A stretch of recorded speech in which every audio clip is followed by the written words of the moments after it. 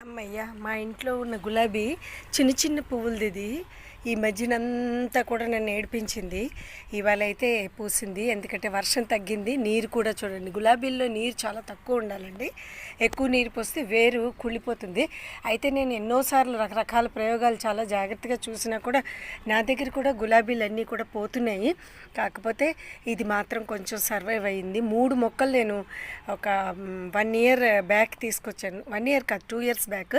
ఒక మొక్క చనిపోయింది, ఇంకా 2 ఉన్నాయి.